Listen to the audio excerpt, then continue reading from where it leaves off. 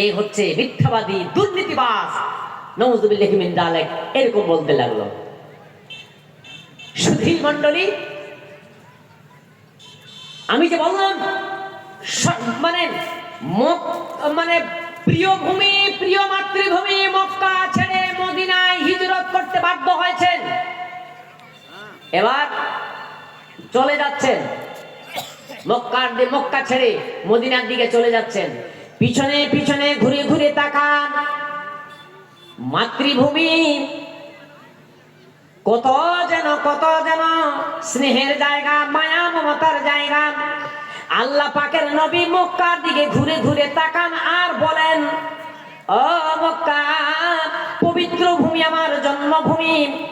এই মক্কার কুরাইশেরা আমার উপরে যদি অন্যায় অত্যাচার না করত, কোনদিন আমি এই মাতৃভূমি ছেড়ে যেতাম না, কোনদিন আমি মাতৃভূমি ছেড়ে যেতাম না। কিন্তু এই অত্যাচার সহ্য করতে না পেরে, দ্বীনের দাওয়াত দিতে না পেরে, তাওহীদের প্রচার প্রসার করতে না পেরে আমি এই আমার মাতৃভূমি মক্কা ছাড়তে যেন বাধ্য হলাম। এবার যায় মদিনা দিয়ে চলে যায়, মদিনায় প্রবেশ করলেন। ও বাপজান কাকাজানের আমার, ষষ্ঠ হিজরিতে আল্লাহ পাকের নবী 1400 সাহাবী, আবার কোন বর্ণনায় এসেছে প্রায় 2000 সাহাবীকে নিয়ে যেন উমরা করার জন্য মক্কায় চলে আসলেন। এবার মক্কার কুরাইশেরা বাধা সৃষ্টি করতে লাগলাম যে না, উমরা করতে দেওয়া হবে না, উমরা করতে দেওয়া হবে না, আবার তাওয়াফ করতে দেওয়া হবে না, বাইতুল্লাহতে প্রবেশ করতে দেওয়া হবে না। বিভিন্ন ধরনের অন্যায় অত্যাচারের স্টিফরোলার চালনা করতে আরম্ভ করলো।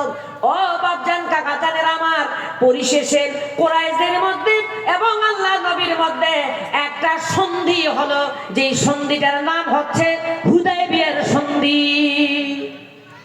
দেশ পরিচালনা কিভাবে হবে? আজও এক দেশ আর এক দেশের সঙ্গে চুক্তি হয় কি হয় না? ভারতের সঙ্গে বাংলাদেশের চুক্তি হয় না, ভারতের সঙ্গে পাকিস্তানের চুক্তি হয় না, ভারতের সঙ্গে মানে আমেরিকা, ব্রিটেন, থাইল্যান্ড চুক্তি হয় না। এক দেশ আর এক দেশের সঙ্গে চুক্তি হয়, স্বাক্ষরিত হয় যে আমি আপনাকে এই এই এই জিনিসগুলো দেব, আর আপনার রাশিয়া আপনার কাছে মানে রাফাল বিমান এটা ওটা আমি নেব। চুক্তি হয় তো, সাইন করতে হয়। এরকম করায় ষষ্ঠ হিজরিতে কুরাইশের মধ্যে এবং আল্লাহ রাসূলের একটা চুক্তি স্বাক্ষরিত হলো। ওই চুক্তিতে 10টা চুক্তি, মানে চুক্তিনামাতে 10 রকমের অভিযোগ লেখা ছিল। তার মধ্যে এটা ছিল অসম চুক্তি। এই চুক্তিটা ছিল সব ইসলামের বিপক্ষের চুক্তি, মুসলিমদের বিপক্ষের চুক্তি। এরকম চুক্তিতে প্রথম লেখা হলো যে এই স্বাক্ষরিত হচ্ছে, মক্কা থেকে যদি মক্কাবাসী, মক্কার জনগণ যদি মদিনায় চলে যায়, তাহলে মদিনাবাসীদেরকে আমাদের দেশ থেকে, মানে মক্কা শহর থেকে, মক্কা নগর থেকে যারা চলে যাবে ওদেরকে ফেরত দিতে হবে। যদি মদিনা থেকে কোন লোক মক্কায় চলে আসে, আমরা তাদেরকে ফেরত দেব না। গোটাই উল্টো। মদিনা থেকে যখন কোন ব্যক্তি আসবে মক্কায়, কোন অস্ত্র শস্ত্র নিয়ে আসতে পারবে না। যদি নিয়ে আসে তাহলে অস্ত্রটাকে, হাতিয়ারটাকে খাপের ভিতরে, যেটাকে আরবিতে বলা হয় মিয়ানের ভিতরে, অর্থাৎ খাপের ভিতরে ঢুকিয়ে রাখতে হবে, বের করতে পারবে না। সব মুসলিমদের বিপক্ষে চুক্তি। বাপজান কাকাজানের আমার, আর বলছিল যে ও স্বাক্ষরিত হচ্ছে, এইবার তোমরা উমরা করতে পারবে না, এইবার ফিরে চলে যাও মদিনায়। সামনের বছরে, মানে আগামী বছরে তোমরা উমরা করতে আসবে, মাত্র মক্কায় 3 দিন থাকতে পারবে, 3 দিনের বেশি থাকতে পারবে না। এরকম করে করে 10টি চুক্তি স্বাক্ষরিত হয়েছিল।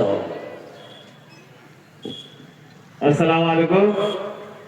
এই মহিলাদেরকে বলা হচ্ছে, মহিলা ভলান্টিয়ার যারা আছো, তোমরা মহিলাদেরকে সামনের দিকে বসাও। মহিলারা গেটের সামনে গেঞ্জাম হচ্ছে, রাস্তাটা জাম লেগে গেছে। মহিলা ভলান্টিয়ার যারা আছে, তোমরা মহিলাদেরকে সামনের দিকে বসাও। আর যারা খাওয়া খিলাচ্ছেন, প্যান্ডেলে যারা খাওয়া দাওয়ার দায়িত্বে আছেন, আপনারা চেয়ার টেবিল উঠিয়ে দিয়ে মাটিতে বসিয়ে অনেক লোক একসাথে খাবে। এবারে প্যান্ডেল ফাঁকা হয়ে আছে।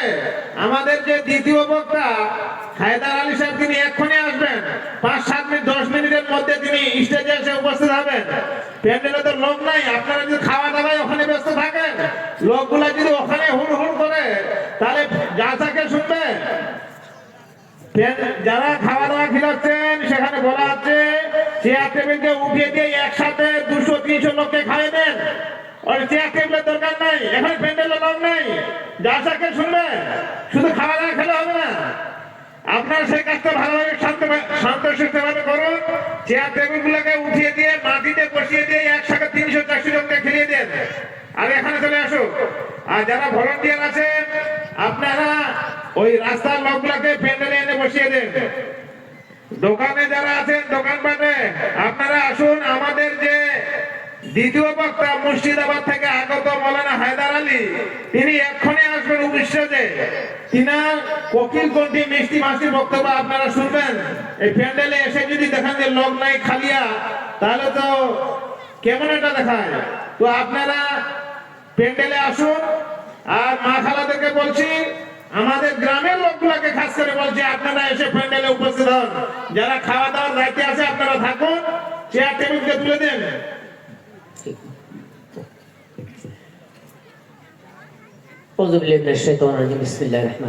বলছিলাম সময়ের মধ্যে ইনশাল্লাহ আমি যা বলবো কোরআন হাদিসেই কথা বলবো, কারণ এখন মানে নেটের যুগ। বক্তাগণেরা বক্তব্য যখন রাখবেন মেপে কথা বলতে হবে। অনেক বক্তাদের উল্টা পাল্টা বক্তব্য রাখার কারণে ভাইরাল হয়েছে। কতগুলো গজল বলি না আমরা, অনেক বক্তারা গজল বলে, গজলটার ভিতরে ওই শায়রিটার ভিতরে ওই জাগরিটার মধ্যে শিরক যুক্ত কথা আছে কিনা যাচাই বাছাই করি না। আমরা কি শিরক মুক্ত হতে চাই না শিরক যুক্ত হতে চাই? শিরক মুক্ত কথা আমরা শুনতে চাই।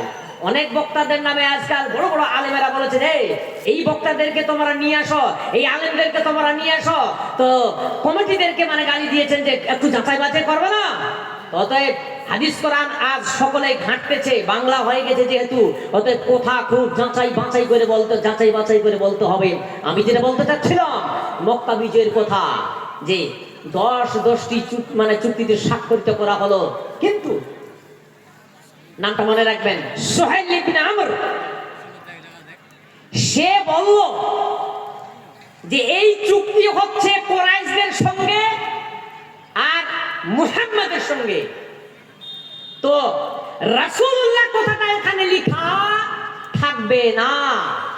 কেরানি কে ছিলেন? ইসলামিক হিস্ট্রি বলছি, মানে লিখছিলেন কে? হযরত আলী রাদিয়াল্লাহু তাআলা আনহু খাতা কলম ধরেছেন, উনি লিখছিলেন। কিন্তু সুহাইল ইবনে আমর সে বলেছিল যে রাসূলুল্লাহ কথাটা যেখানে লেখা আছে ওটা কেটে দিতে হবে, কারণ চুক্তি হচ্ছে কুরাইশদের সঙ্গে আর মুহাম্মদ বিন আব্দুল্লাহর সঙ্গে। রাসূলুল্লাহ মানে আল্লাহ রাসূল, এটা তো আমরা এখনো স্বীকৃতি দেই নাই। আলী রাদিয়াল্লাহু তাআলা আনহু বলেন, আমার যদি জীবন চলে যায় তবুও যেহেতু কলম চালিয়ে ফেলেছি, রাসূলুল্লাহ লিখে ফেলেছি, জীবন চলে গেল আমি রাসূলুল্লাহ শব্দটা কাটতে পারবো না। আল্লাহ পাকের নবী জনাব মুহাম্মদুর রাসূলুল্লাহ সাল্লাল্লাহু আলাইহি ওয়াসাল্লাম বলেন, আলী কলমটা আমারে দিয়ে দাও। বাপজান কাকাজানেরা আমার, দেখতে মনে হবে, ভাবতে মনে হবে গোটাগুটি মুসলিমদের বিপক্ষে এই চুক্তিটা চলে যায়, আহা ইসলামের বিপক্ষে চলে যায়। কিন্তু আল্লাহ পাকের নবী জানতে পেরেছিলেন, আল্লাহ পাক জানিয়ে দিয়েছিলেন জিবরিল আমিনের মারফতে, আহা চিন্তা করো না, নৈরাশ হয়ে যেও না। সূরা ফাতাহ 1 নম্বর আয়াত অবতীর্ণ করে দিলেন, ইন্না ফাতাহনা লাকা ফাতহাম মুবিনা। আল্লাহ পাকের নবীকে এই আয়াত জানিয়ে দেওয়া হয়েছে। অতএব হযরত আলী রাদিয়াল্লাহু তাআলা আনহুকে আল্লাহ পাকের রাসূল বলছেন, আলী কলমটা আমারে দিয়ে দাও। জি আল্লাহ পাকের রাসূল নিজ হাতে কলম নিয়ে নিলেন। নেওয়ার পরে যেখানে রাসূলুল্লাহ শব্দটা লেখা ছিল, আল্লাহর নবী নিজেই রাসূলুল্লাহ শব্দটা যেন কেটে দিলেন। দেওয়ার পর স্বাক্ষরিত তো হয়ে গেল। এইবার চলে গেলেন ফিরে কোথায়? মক্কায়। তাহলে জানতে হবে যে রাসূলুল্লাহ শব্দ লেখা থাকবে না, এই কথাটা প্রথম কে বলেছিল? সুহাইল ইবনে আমর। বুখারী হাদিস দেখবেন। এবার এই যে দেখো দ্বিতীয় বক্তা চলে আসছে। ও বাপজান কাকাজানেরা আমার, কোথাও মানে অনেক ছিল তো আবার যখন পরবর্তীতে যখন এসেছিলেন তখন ও এ করার জন্য মানে আবার উমরা করার জন্য বাপজান কাকাজানেরা আমার 10,000 সাহাবীদেরকে নিয়ে এসেছিলেন। আসার পর বাপজান কাকাজানেরা এইবার 10,000 সাহাবী বর্গদেরকে নিয়ে 7ই রমজান কুরাউল গামাম নামক একটা জায়গাতে অবস্থান করলেন। কুরাউল গামামে যখন এসে পড়লেন, অনেক কথা আরো এখানে রয়েছে বাপজান কাকাজানেরা আমার। কুরাউল গামামে উপস্থিত হওয়ার পর ক্লান্ত হয়ে গেলেন। ছিল 7ই রমজান। এইবার আল্লাহ পাকের রাসূল বলছেন, এ আমার সাহাবা বর্গরা, এক বাটি এক জগ বা এক মগ পানি এনে দাও। পানি এনে দেওয়া হলো। আল্লাহ পাকের রাসূল পানি পান করলেন, সিয়াম ভেঙে দিলেন। এইবার সাহাবা বর্গরা বলছেন যে আল্লাহ পাকের রাসূল পানি পান করেছেন, সিয়াম ভেঙে দিয়েছেন, অর্থাৎ রোজা ভেঙে দিয়েছেন। কোন সাহাবা বলছেন যে আল্লাহ পাকের রাসূল সিয়াম ভেঙেছেন, তো ভেঙেও বা আমরা ভাঙবো না। আল্লাহ পাকের রাসূলের কাছে যখন এ সংবাদ আসলো, ইয়া রাসূলুল্লাহ, আপনি সিয়াম ভঙ্গ করেছেন, আপনি পানি পান করে রোজা ভেঙে দিয়েছেন, আপনার সাহাবা বর্গরা রোজা আছে, সিয়াম রেখেছে। আল্লাহ পাকের রাসূল একথা শ্রবণ অনুভূতি করার পর বললেন, উলাইকাল উসাত, উলাইকাল উসাত, উলাইকাল উসাত, তারাই হচ্ছে নাফরমান, তারাই হচ্ছে নাফরমান, তারাই হচ্ছে নাফরমান। অর্থাৎ আপনি আল্লাহ পাকের রাসূল থেকে বেশি পরেশগানিতা দেখাতে যাইয়েন না। এজন্যই আমি বলতে চাই, আল্লাহ পাকের রাসূল যা বলেছেন, যা করেছেন তা করতে হবে, তা মানতে হবে। এর বিপক্ষে যদি যায় তাহলে সেটাই হবে বিদআত, সেটাই হবে বিদআত। বাপজান কাকাজানেরা আমার, আমরা একটু আরো আমরা জেনে নেই। ও বন্ধুবর্গ আমার, সর্বপ্রথমে মক্কার ভিতরে যে মূর্তি প্রতিমা রেখেছিল সে কে? যদি প্রশ্ন করা হয় সে কে? কাবার ভিতরে যে মূর্তি রেখেছিল প্রথম, ওটা কে? ও তো সোজা না, বিনা পড়াশোনায় আসি নাই, পড়াশোনা করে যাচাই বাছাই করে এসেছি। ওর নাম হচ্ছে আমর বিন লুহাই আল খুজাই। নেটে সার্চ করবেন, বুখারী দেখে নেবেন। আমর বিন লুহাই আল খুজাই, বানু খুজা বংশের, বানু খুজা গোত্রের লোক আমর বিন লুহাই আল খুজাই। কোন খারাপ লোক দেয়নি।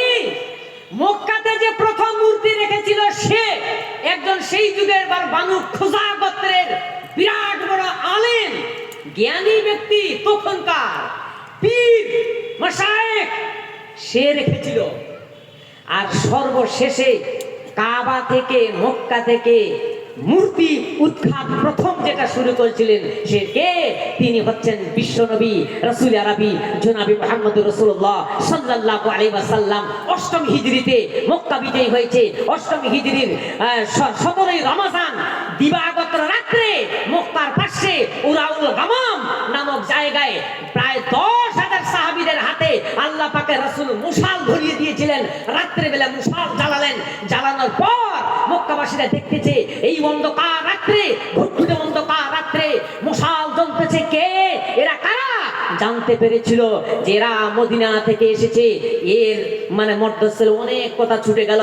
বাপজান কাকাজানের আমার, আমাদের সঠিক হিস্ট্রি জানতে হবে, সঠিক ইতিহাস জানতে হবে। আল্লাহ পাকের রাসূল সে মানে সর্বশেষে মক্কা যখন বিজয় হলো, এইবার মানে বিনা যুদ্ধে বিজয়, বিনা যুদ্ধে দুইজন মাত্র সাহাবী শহীদ হয়েছেন, আর 12 জন কাফেরদের মধ্যে নিহত হয়েছিল। যুদ্ধ হয়নি বলাই চলে, বিনা যুদ্ধে মক্কা বিজয় হয়েছে। মক্কা বিজয় করার পর আল্লাহ পাকের রাসূল প্রথমে কাবাতে ঢুকলেন। ঢোকার পর আল্লাহ পাকের রাসূল হাতে একটা ধনুক ছিল, এবার মূর্তিগুলো ভাঙতে লাগলেন। ভাঙার পরে এবার সাহাবা বর্গদেরকে বললেন, মূর্তিগুলোকে সরিয়ে দাও, বের করে দাও। আল্লাহ পাকের রাসূল বললেন, ওয়াকুল জাল হক ওয়া যাহাকাল বাতিল ইন্নাল বাতিলা কানা যাহুকা। নিশ্চয়ই একবারে মানে ওয়াকুল জাল হক, হক চলে এসেছে, সত্য চলে এসেছে, মিথ্যা বিলুপ্ত হয়েছে, মিথ্যা বিলুপ্ত হবারই। বাপজান কাকাজান, মানে এই বক্তব্যটা যদি 1 ঘন্টা রাখা যেত তাহলে কিছুটা মানে সংক্ষিপ্ত আকারে কিছুটা বলা যেত। আলহামদুলিল্লাহ আমার হায়দার আলী ভাই চলে এসেছেন। আমি বলবো সব নিখুঁত নির্ভেজাল হাদিস কোরআন আলোচনা আমরা করব, আমরা শুনবো এবং মান্যতা দেব, মানব। আল্লাহ তুমি তা তৌফিক দান করুন। সকলে বলি আল্লাহুম্মা আমিন। ইনশাআল্লাহ আল্লাহ যদি হায়াতে বাঁচিয়ে রাখে তাহলে উত্তরাধিকার উত্তরযোগ্য অধিকার জমির ভাগ বন্টন সম্পর্কে ফারাইজ সম্পর্কে বানিয়াপুরি মাদ্রাসায়, না হলে কালাদারা জালসায়, না হলে সুতারপাড়া জালসায়, না হলে আশেপাশে জালসায় ইনশাআল্লাহ আলোচনা হবেই হবে।